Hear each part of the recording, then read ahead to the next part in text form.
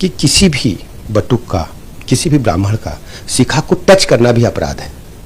और ये हिंदू संस्कृति के, मैं कह सकता हूँ, प्रतिबिंब है, एक मैं कह सकता हूँ आस्था का केंद्र है। और जिन लोगों ने टच के बजाय खींचा है, ये महापाप किया है और इनको कड़ी से कड़ी सजा मिलनी चाहिए। ये अक्षम्य अपराध है।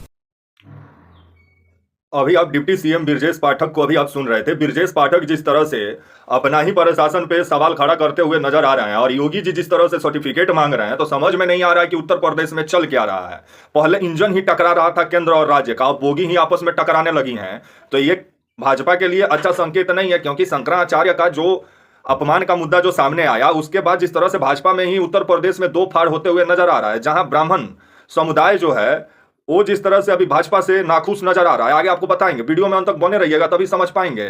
कल का ये बयान दिए हैं बृजेश पाठक, जिसमें बृजेश पाठक का कहना था कि बटुकों को जो चोटी घसीट घसीट के जो मारने का काम किए हैं आपके पुलिस वाले, वो महापाप किए हैं, उन लोग के ऊपर कड़ी कार्रवाई होगी। तो कब तक होगा बृजेश पाठक जी? जब किसी के पास ताकत नहीं होता है ना, तो सरापे देता है। और योगी जी आजकल सराप नहीं देते हैं, कार्रवाई ही करते हैं। लेकिन खुद योगी जी सत्ताधीश हैं कि महंत हैं, समझ में नहीं आता है। नमस्कार, मेरा नाम विश्वजीत और आप देख रहे हैं वाक फॉर इंडिया न्यूज। अभी आप बृजेश पाठक को सुन रहे थे। बृजेश पाठक और केशव प्रसाद मौर्य जो दो डिप्टी सीएम है, दोनों का सुर अलग है। और आपका जो है मुख्यमंत्री जी जो है योगी जी का, उनका सुर अलग है। जब सुर मिले हमारा तुम्हारा तभी तो ताल बने, तो ताल बन ही नहीं रहा है। जहां मतलब डूगी बजने की जगह टीना ढबढबा रहा है भाजपा में, तब आने वाला समय ही बताएगा कि टीना जो बज रहा है ये किसको नुकसान पहुंचाएगा उत्तर प्रदेश में। क्योंकि बृजेश पाठक को ये भी मालूम है कि आने वाला समय 2027 में चुनाव में भी जाना है और ब्राह्मण समुदाय सबसे ज्यादा बृजेश पाठक के नाम पे वोट मिला था भाजपा को। अब वही अपने समुदाय का अपमान पर अगर उप मुख्यमंत्री चुप रहे हैं, तो फिर तो चुनाव में जनता इनको अच्छा से सबक सिखाएगी। जिस वजह से बृजेश पाठक पहले ही डैमेज कंट्रोल करने में लग गए हैं, ताकि ब्राह्मणों का जो वोट है उनका वो सुरक्षित रहे। लेकिन इस बार ब्राह्मण जो है वो भाजपा से खसक के मायावती के पाले में जाने वाले हैं। क्योंकि मेरी जो बात उत्तर प्रदेश में कुछ पत्रकारों से, कुछ लोगों से जो हुई है, उस हिसाब से इस बार ब्राह्मण जो है ना समाजवादी पार्टी का साथ देने वाले हैं, ना आपका भाजपा का। इस बार मायावती का साथ देने वाले हैं जो है उत्तर प्रदेश में ब्राह्मण।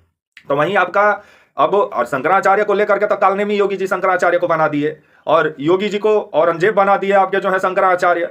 अब और ये विवाद जो शुरू हुआ आपका माघ मेला में, अभी भी ये विवाद जारी है। क्योंकि शंकराचार्य बिना नहाए हुए आ गए आपका जो है प्रयागराज से, जिसके बाद से दूसरे शंकराचार्य जो है उनका कहना था कि अगर आप गंगा स्नान से रोकते हैं किसी संत महात्मा को, तो ये गौ हत्या वाला पाप लगेगा, जो योगी जी की सरकार गौ हत्या वाला पाप की है।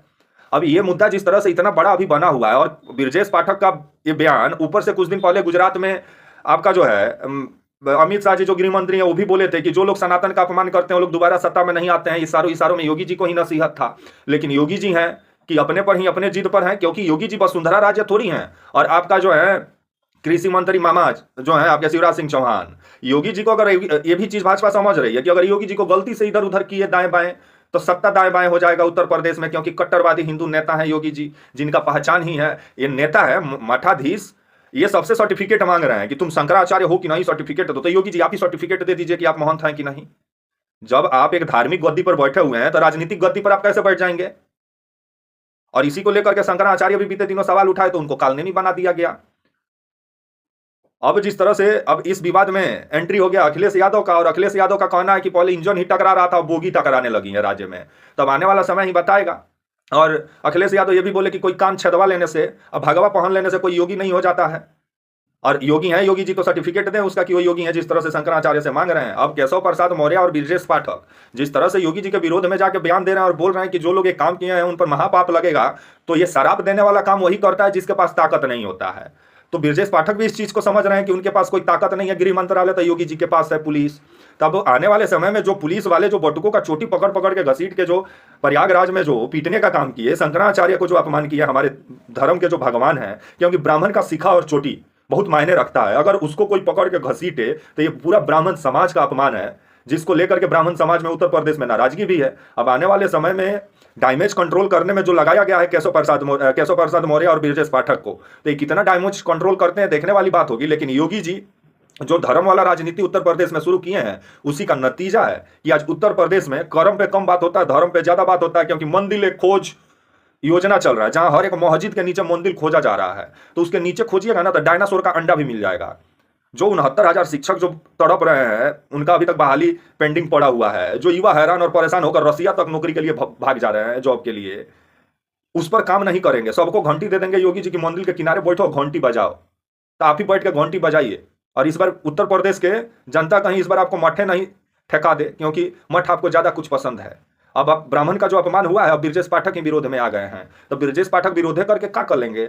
इस बार ब्राह्मण जरूर उत्तर प्रदेश में सबक सिखाएंगे योगी जी के शासन को, और वो आने वाला समय में ही मालूम चलेगा। और मायावती के तरफ जिस तरह से ब्राह्मणों का झुकाव है, तो ये योगी जी के लिए सही संकेत नहीं है। तब तक के लिए आप मुझे इजाजत दीजिए, और आप हमारे channel walk for India news को प्लीज लाइक और सब्सक्राइब और शेयर करना ना भूले। तब तक के लिए नमस्कार, जय हिंद, वंदे मातरम।